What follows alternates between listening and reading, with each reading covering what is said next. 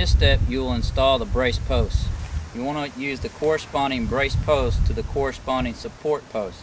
In this case, 2B goes with 2S.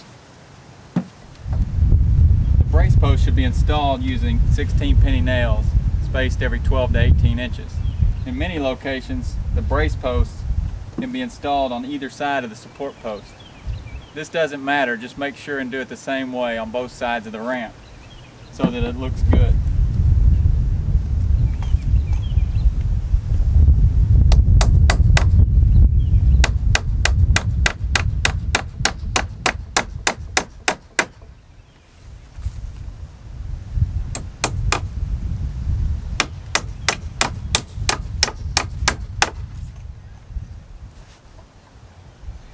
The bottom of the brace post should be placed on the ground.